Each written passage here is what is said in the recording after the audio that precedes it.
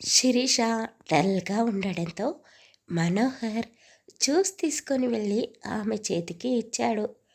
ఎండలో బయటికి రావద్దు అంటే నా మాట వినకుండా వచ్చావు. చూడు ఎలా ఉన్నావో, చాలా నీరసంగా కనబడుతున్నావు. ఈ జ్యూస్ తాగు అని మనోహర్ అన్నాడు. పక్కనే ఉన్న కీర్తిని చూస్తూ, కీర్తి నువ్వు కూడా కాస్త జ్యూస్ తాగు అని ఆమె వైపు తిరిగి అన్నాడు. శిరీష ఆమె చేతిలో గ్లాసుని పట్టుకొని మనోహర్ వైపే చూస్తూ గ్లాసుని కిందకి వదిలేసింది. ఏయ్, ఏంటి గ్లాసుని అలా వదిలేశావు అని మనోహర్ అంటూనే వెనక్కి తిరిగి చూశాడు. ఆమె కింద పడిపోయి ఉంది.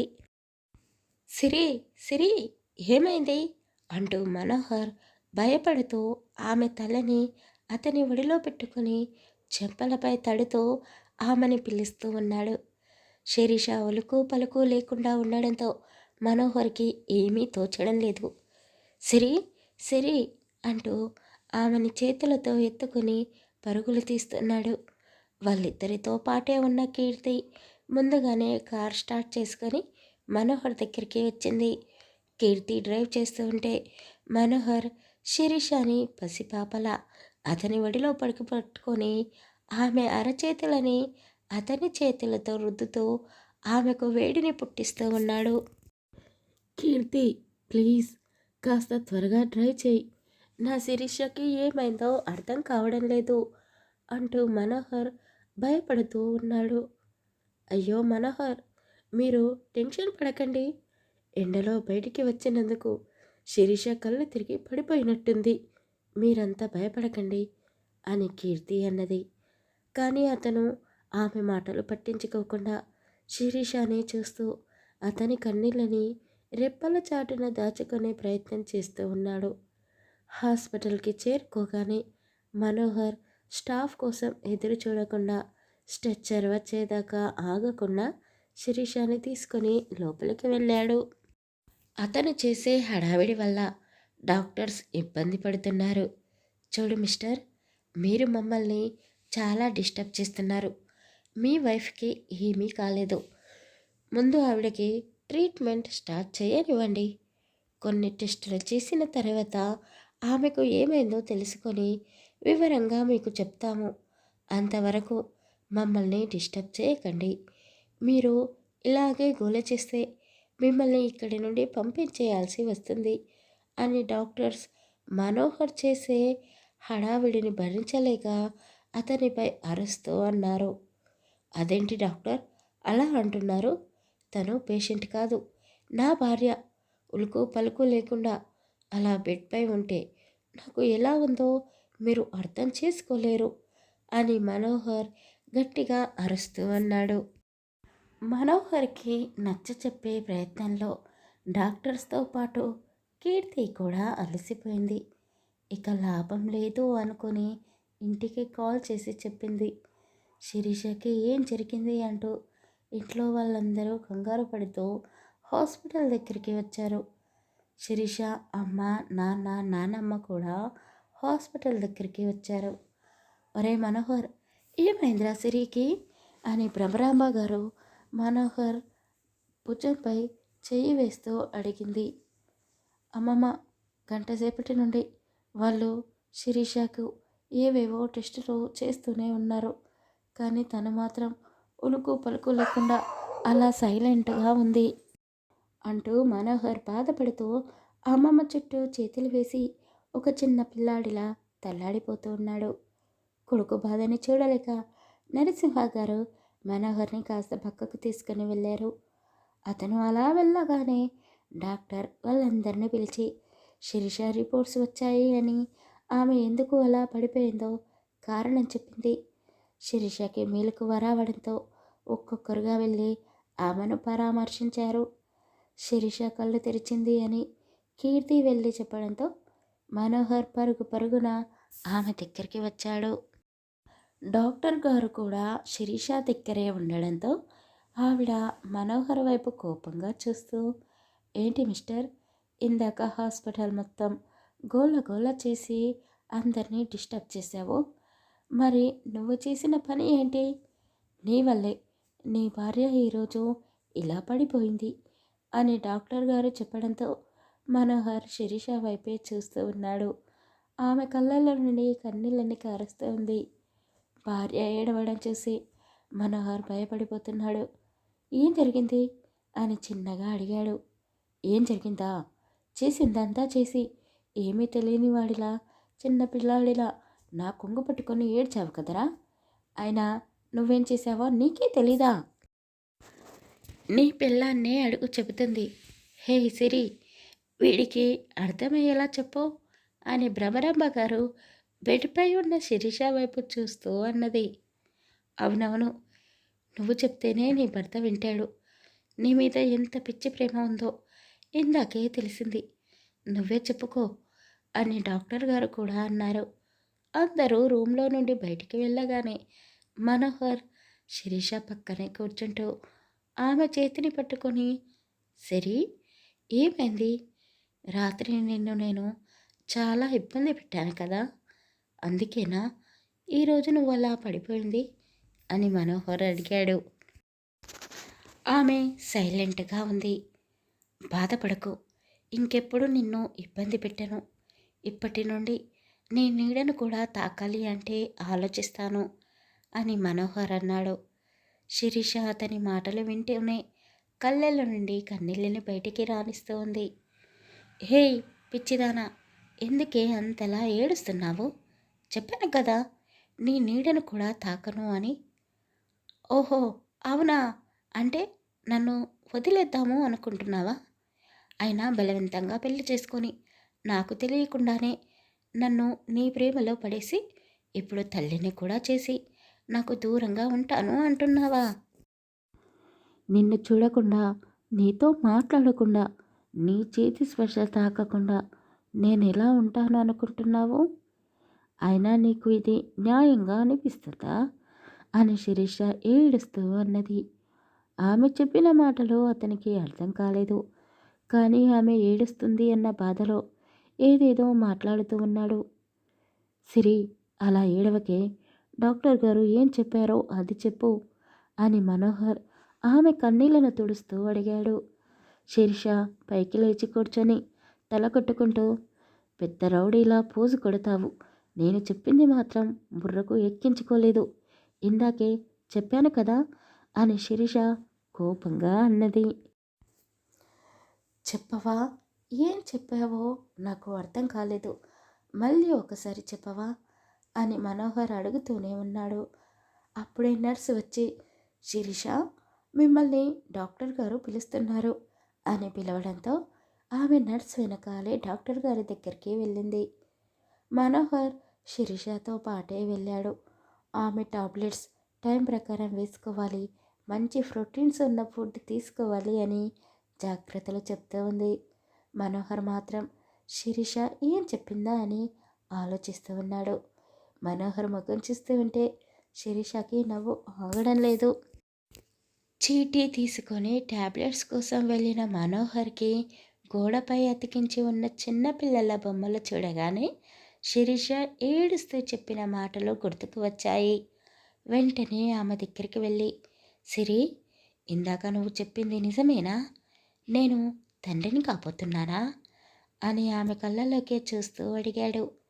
అవును అని ఆమె తల ఆడించడంతో మనోహర్ ఆమెను ఎత్తుకొని 2 చుట్లు గిరగిరా తిప్పేసి నెమ్మదిగా కుర్చీలో కూర్చోబెట్టాడు. ఆమె ముందు మోకాళ్ళపై కూర్చొని, ఎందుకే ఇంత మంచి శుభవార్తని ఏడుస్తూ చెప్పావు అని అడిగాడు. బావా, నేను ఏడవలేదు. నా మీద నీకు ఎంత ప్రేమ ఉందో ఈరోజే తెలిసింది. నువ్వు నా కోసం హాస్పిటల్ మొత్తం ఒక్కటి చేసావు కదా. అందరూ నువ్వు చూపించే ప్రేమ గురించే నా దగ్గర గొప్పగా చెప్పుకుంటూ ఉన్నారు. అదంతా వింటుంటే నాకు ఎలా ఉందో తెలుసా? అంతేకాదు, నీ ప్రేమతో నన్ను తల్లిని కూడా చేస్తున్నావు. ఆ ఆనందం తట్టుకోలేక కళ్ళలో నుండి కన్నీళ్ళు వచ్చాయి.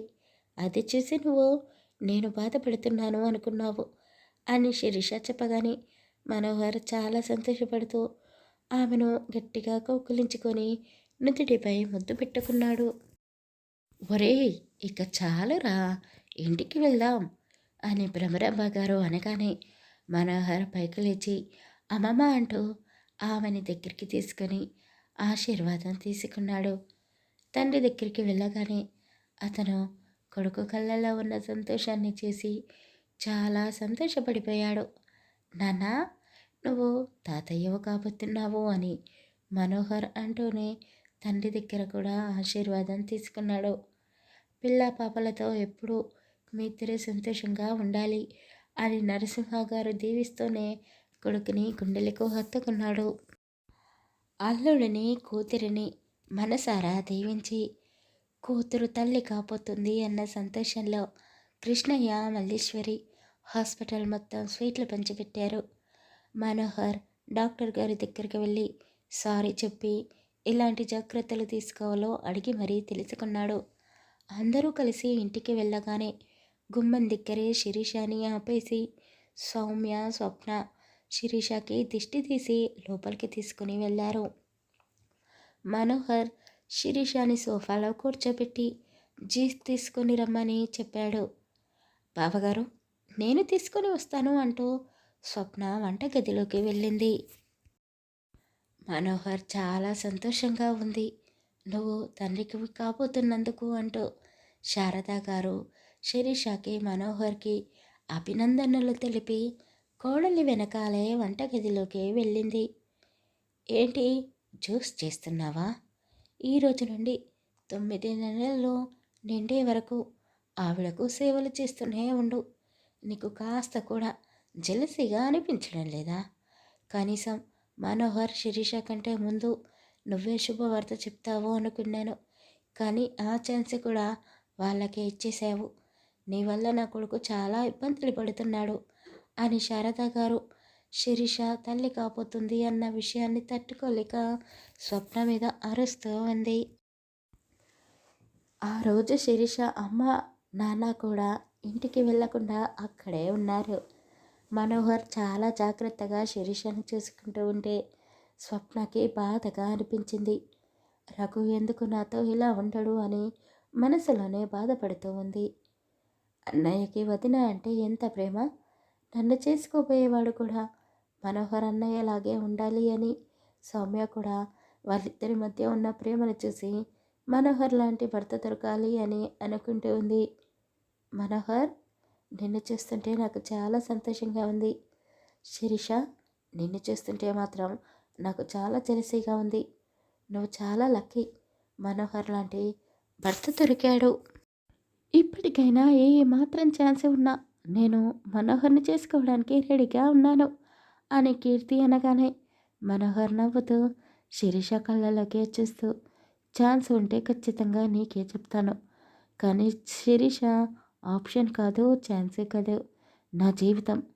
తను లేకపోతే నేను ఇంత సంతోషంగా ఉండేవాడినే కాదు.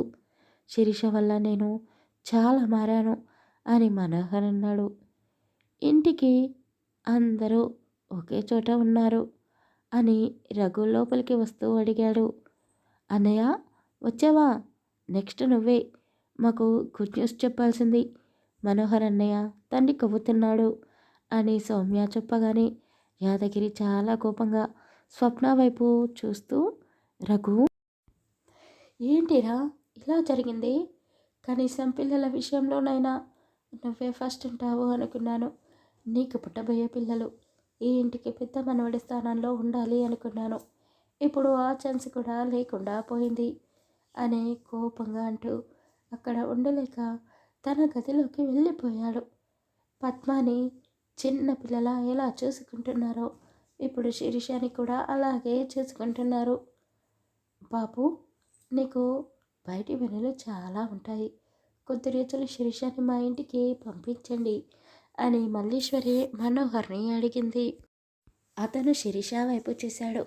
ఆమె కళ్ళతోనే నేను వెళ్ళను, ఇక్కడే ఉంటాను అని చెప్పగానే అతను చాలా సంతోషపడిపోయాడు. అత్తయ్య, శిరీష గురించి మీరు ఆలోచించకండి, నేను అన్నీ బ్యాలెన్స్ చేసుకోగలను. శిరీషకి ఎలాంటి ఇబ్బంది లేకుండా చూసుకుంటాను. అయినా మీరు అక్కడికి వెళ్ళి ఏం చేస్తారు? ఇక్కడే ఉండొచ్చు కదా అని మనోహర్ అన్నాడు. ఇప్పుడు మేము మా పని మేము చేసుకోగలుగుతున్నాం బాబు. తర్వాత మాకు వృద్ధాప్యం వచ్చాక చూసుకోవాల్సింది మీరే కదా. మరి ఇప్పటి నుండి ఇక్కడే ఉంటే ఎలా? వచ్చే 2 రోజులు అవుతుంది, మేము ఇంటికి వెళ్తాం అని మల్లీశ్వరి అన్నది.